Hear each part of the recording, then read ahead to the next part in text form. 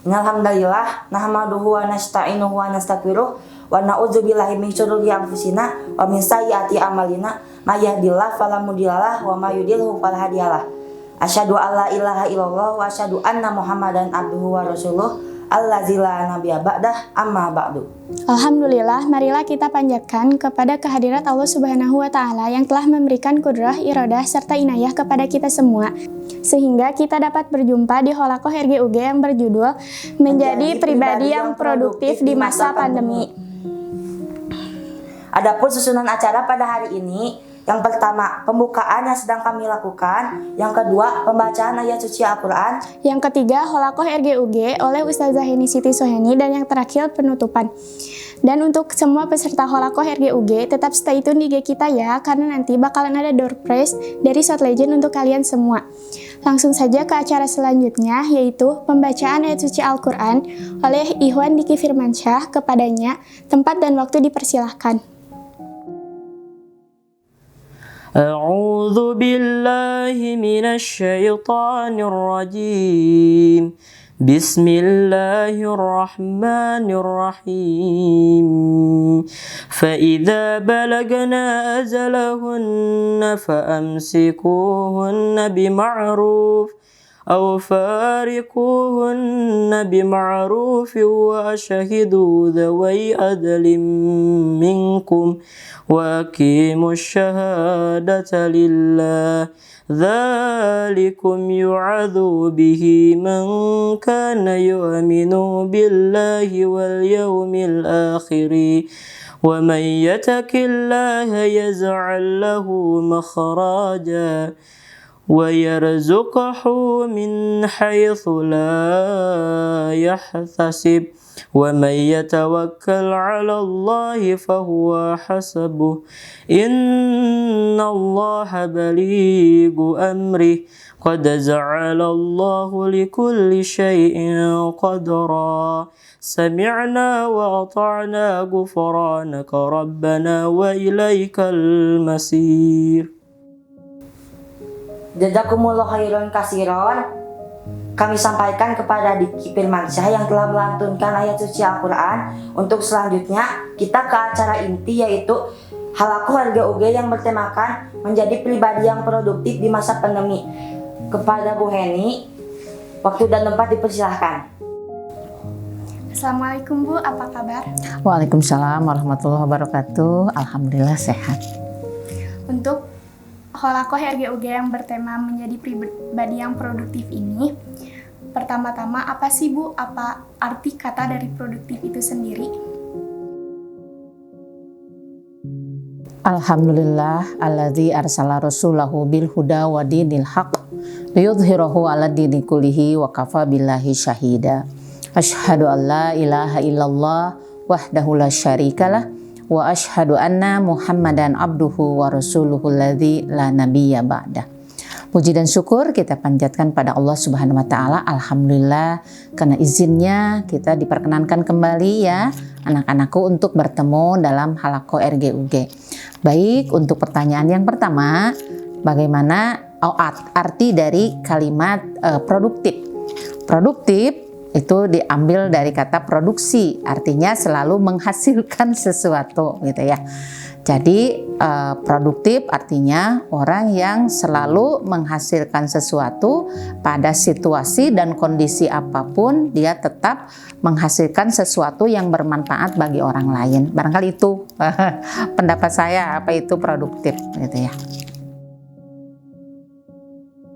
Jadi tadi kan produktif itu menghasilkan. Nah sekarang untuk pandemi sendiri adalah suatu kejadian, bukan suatu penyakit yang kejadiannya bukan dilihat berdasarkan berapa jumlah korbannya, tetapi dilihat dari penyebarannya. Begitu, maka disebut pandemi. Bagaimana kita menjadi pribadi yang produktif di masa pandemi? Kalau menurut Ibu itu berdasarkan ada sebuah hadis yang diriwayatkan oleh Imam Bukhari di mana Rasulullah ditanya, Bismillahirrahmanirrahim, ayyun nasi khairun. Maka Rasulullah menjawab, man tola umruhu wa hasuna amaluhu. Tapi ketika Rasulullah ditanya, ayyun nasi syarrun, Maka Rasulullah menjawab, man tola umruhu wasa'a amaluhu.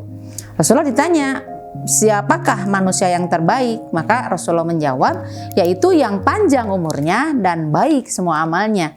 Kemudian ketika Rasulullah ditanya kebalikan dari Hasunah adalah, siapakah manusia yang terjelek? Syarrun itu adalah yang terjelek, khairun itu adalah isim tabdil yang terbaik.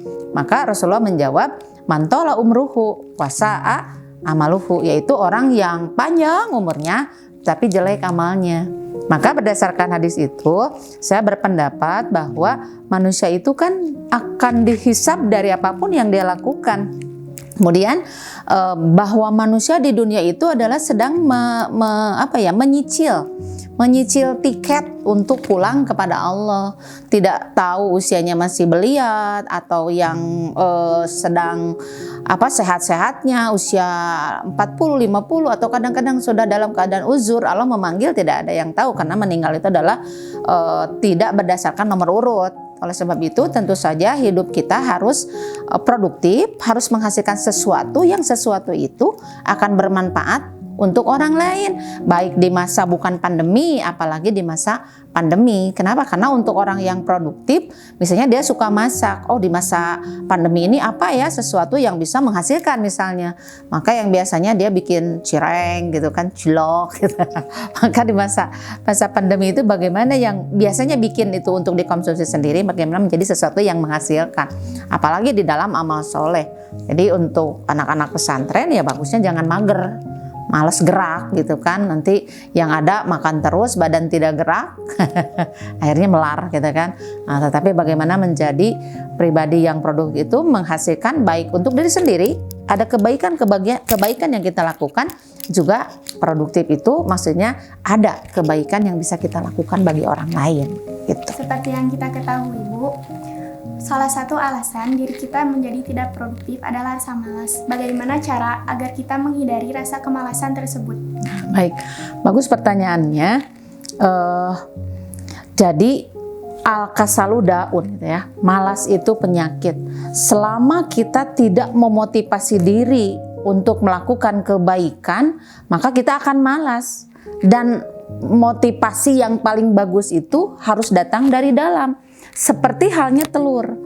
Anak ayam yang di dalam cangkang itu kalau misalnya dia dipecahkan dari luar, maka akan ada kematian.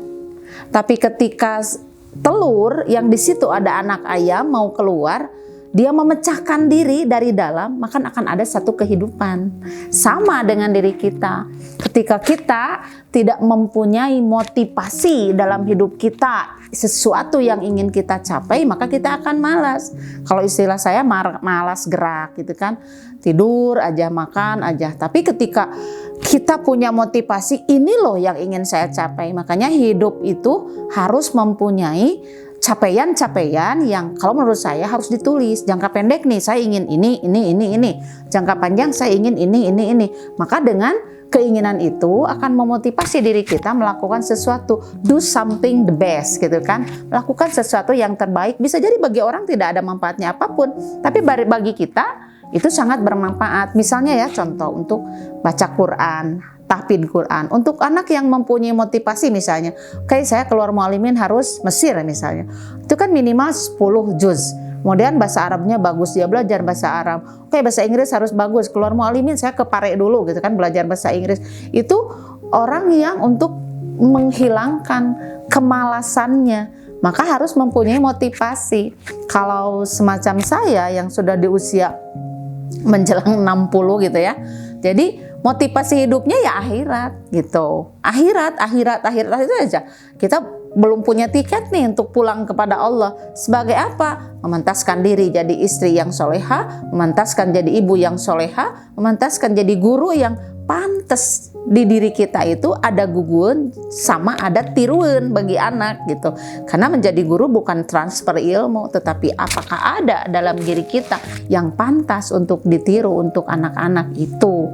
Jadi harus punya motivasi supaya kita tidak menjadi pribadi yang malas gitu. Jadi gerak aja. Maka kata Rasulullah, jelek ketika habis sholat subuh kita tidur. mau anak-anak, mau orang dewasa, mau apalagi yang sudah tua. Jadi habis sholat subuh itu harus bergerak, gitu kan. Nah, ibu-ibu itu setiap kali gerak makan untuk menghilangkan kepikunan. Ibu-ibu itu yang sudah tua biasakan nyapu yang bersih-bersih aja seadanya, itu akan ketika bergerak dia akan sehat.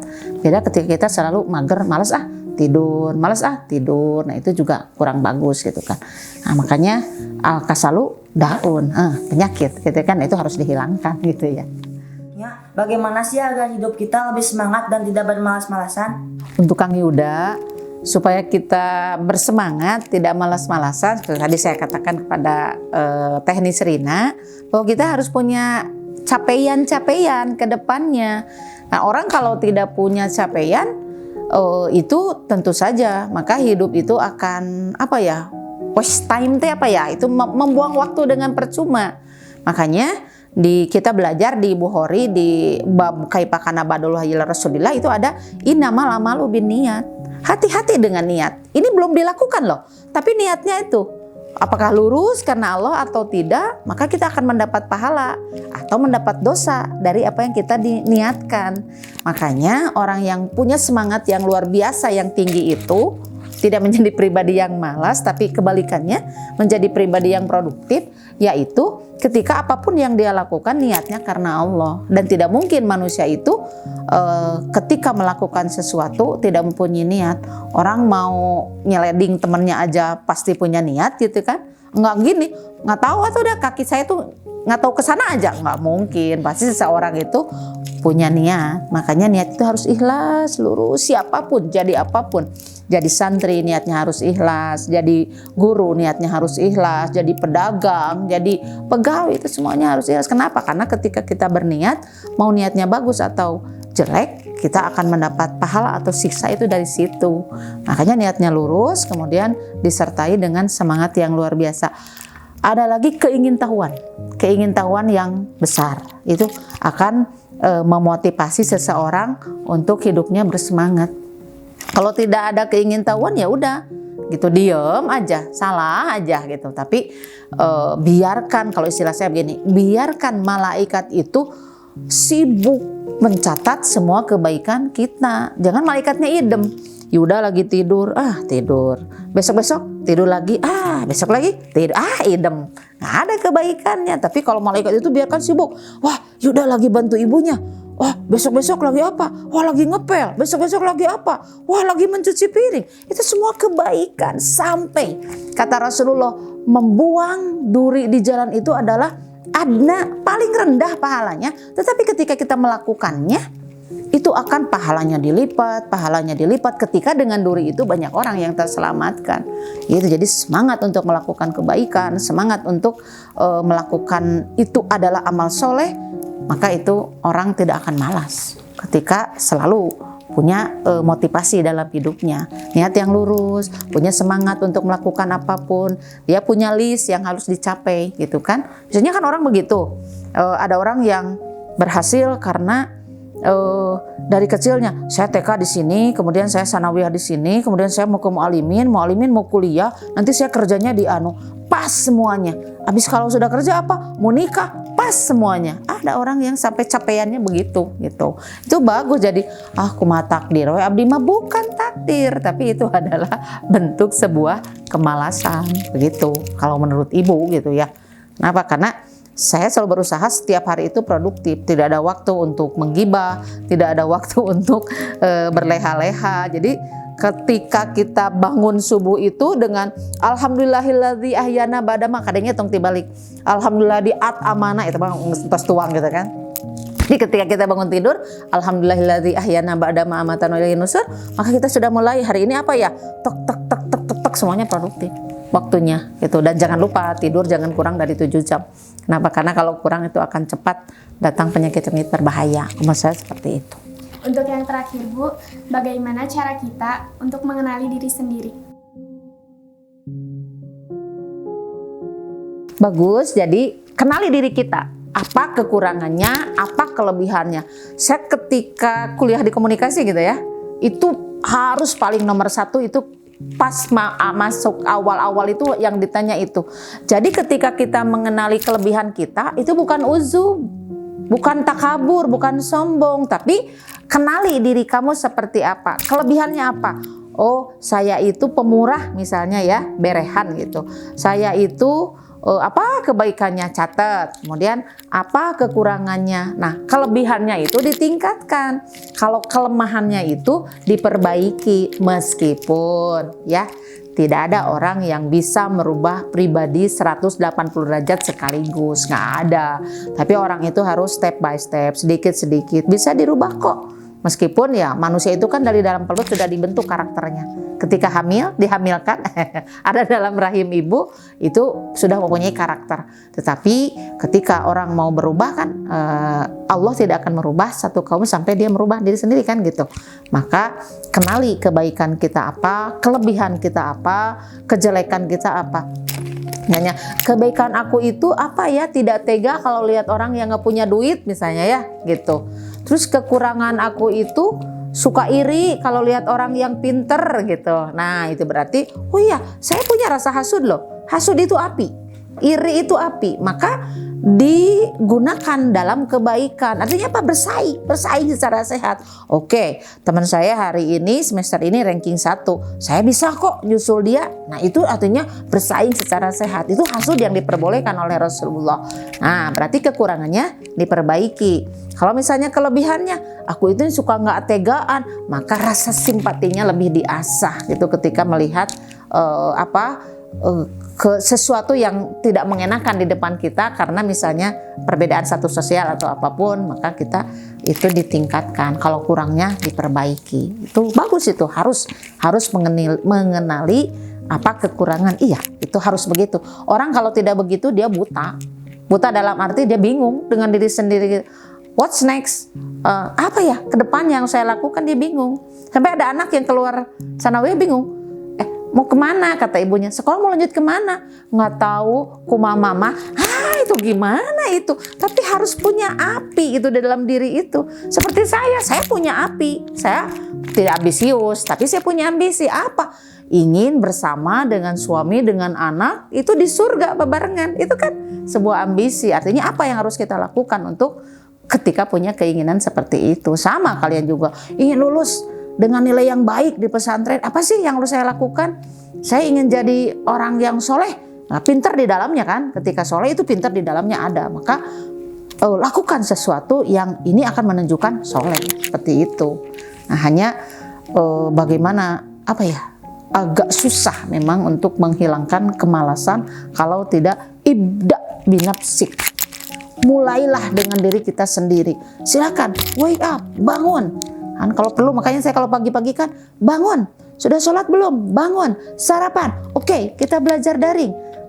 Gurunya udah menyemangati dengan semangat 45, muridnya masih tidur gitu kan.